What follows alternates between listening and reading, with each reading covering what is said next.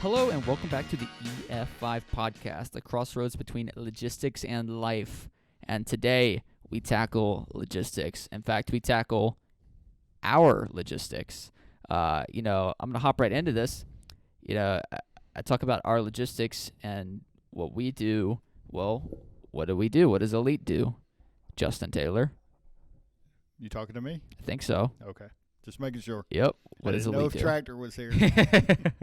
No, but seriously, a lot of people, they hear a trucking company or something like that, they immediately think of, the same trailers that they see on the interstate without dropping names. I'm pretty sure there's plenty that people could think of.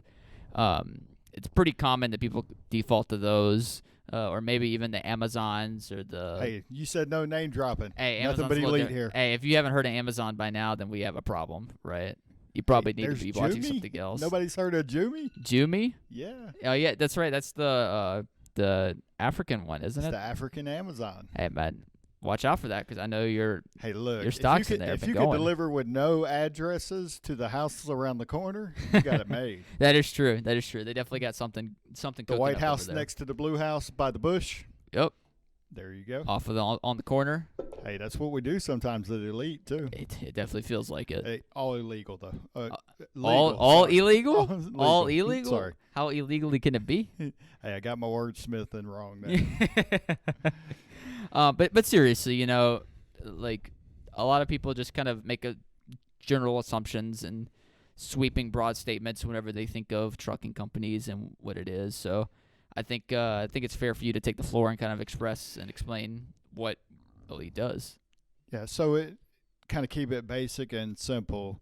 You have some product that you might use, wear, TV, cell phone, whatever it might be. Right.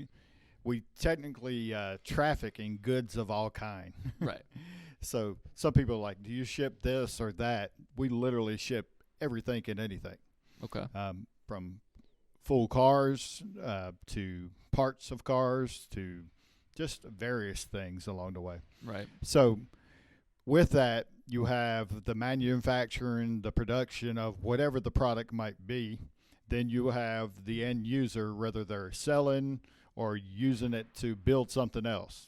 Mm-hmm. So you have production and use in a sense. And with that, in the middle, you have how does it get from A all the way over here to E, so to speak. Example, if you brought up the Amazon, mm-hmm.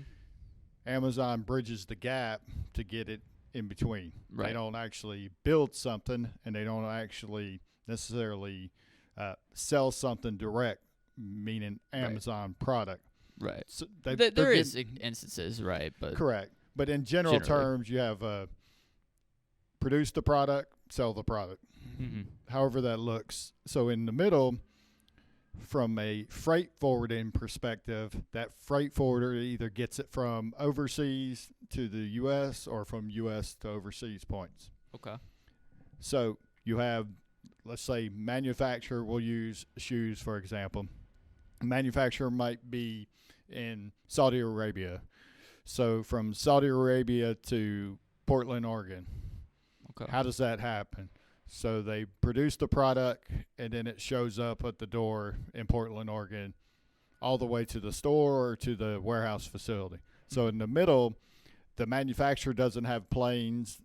They don't know how to deal with regulations directly. They're building the product. Right.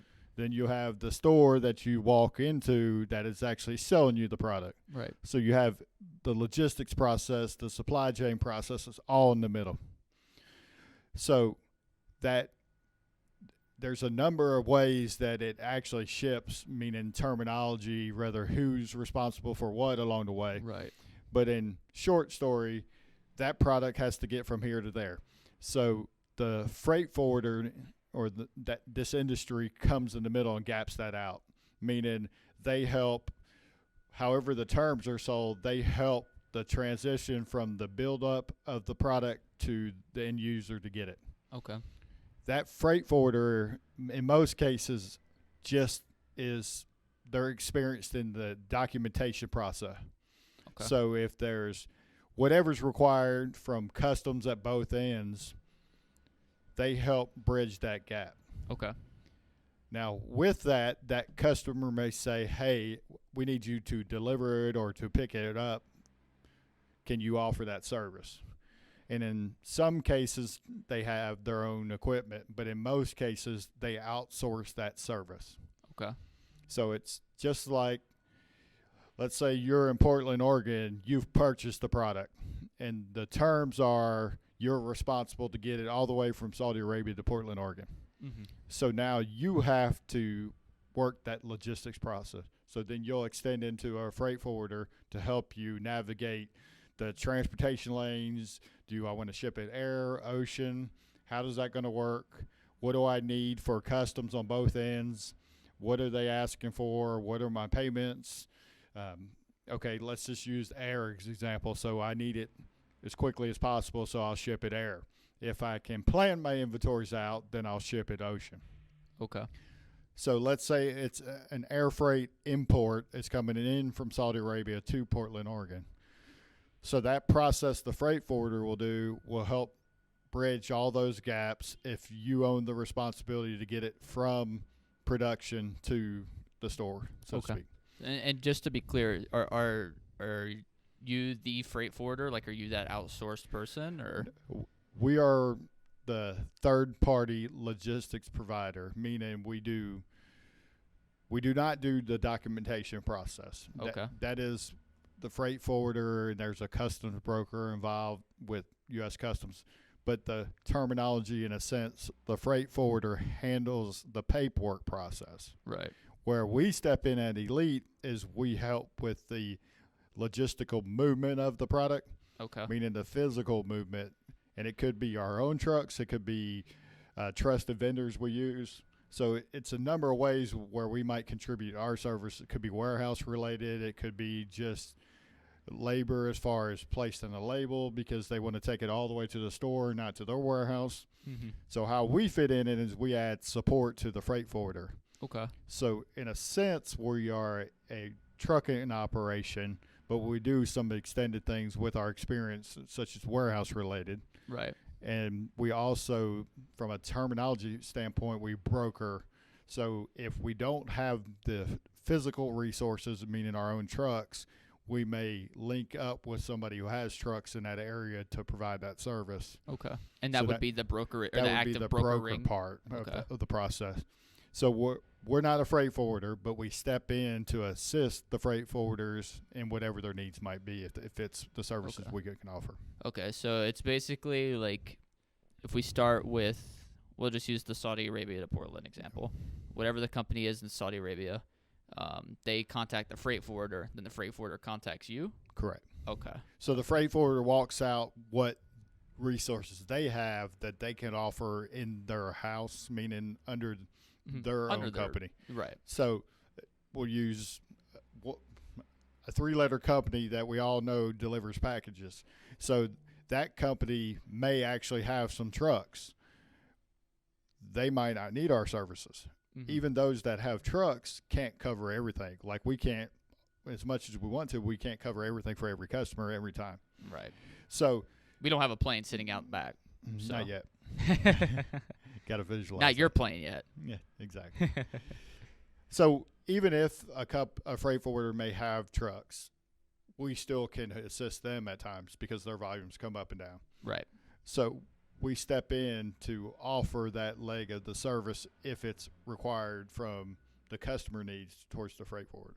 Okay. That makes sense. Now, what is, how did you get into that? Like, do you just say, yeah, I want to be that guy that does the stuff for them?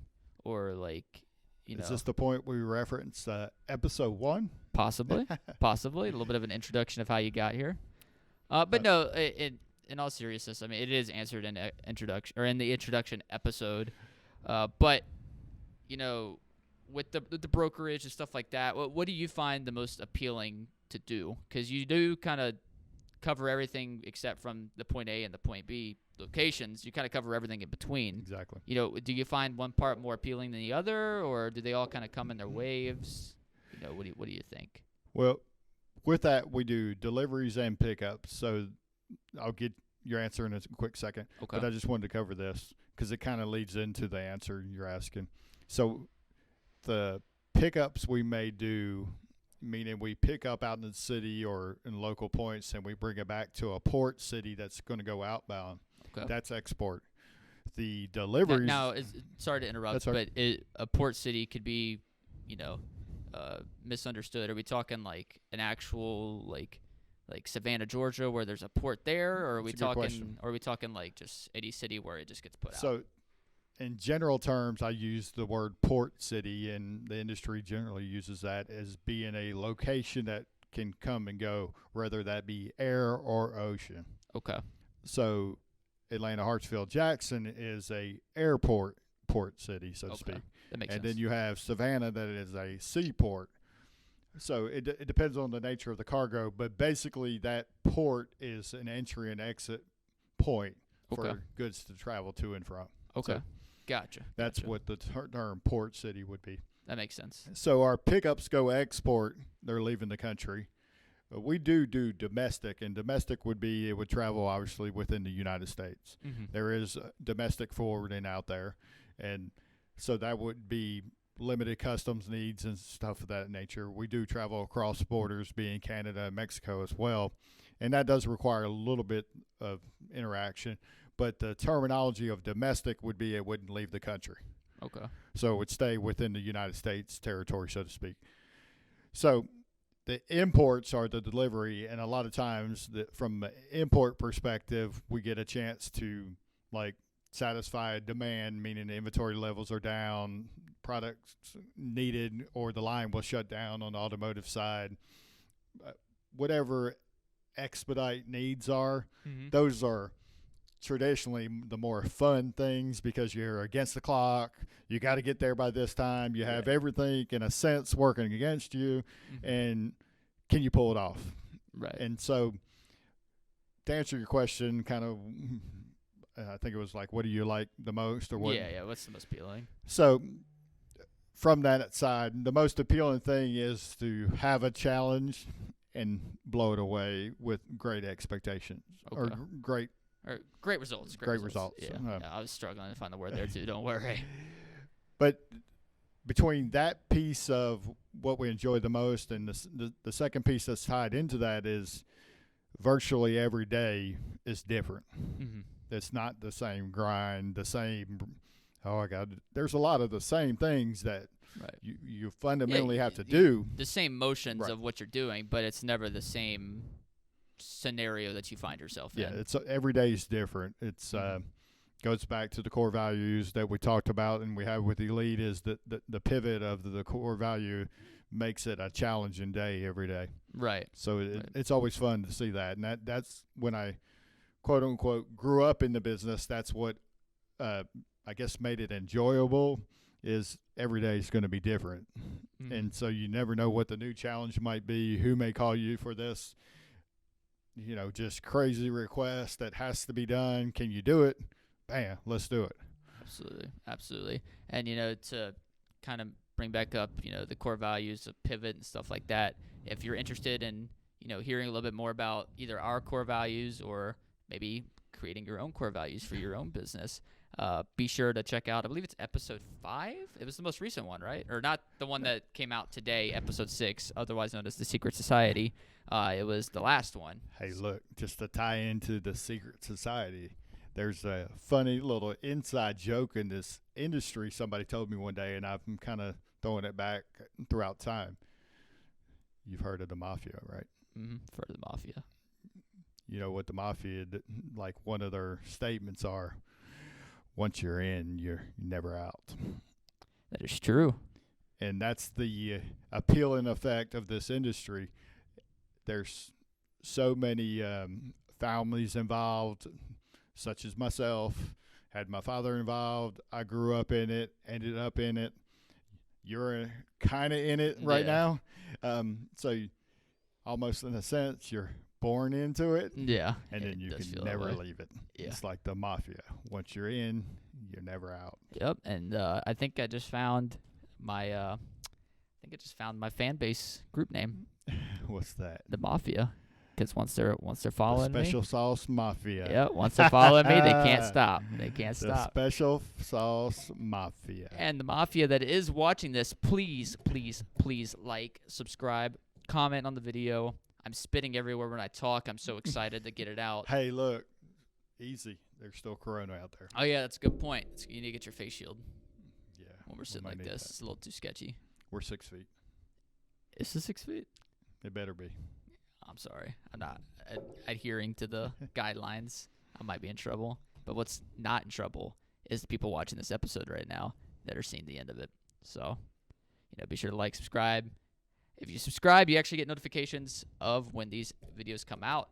I can actually speak for somebody that texted us this morning saying that they got their video in their inbox. They even got it earlier than everybody else. That is true. That is true because they go live earlier than when they're posted on social media. Look, you can't tell everybody the secrets. Hey, I'm just saying, if they want to see it, they got to see it.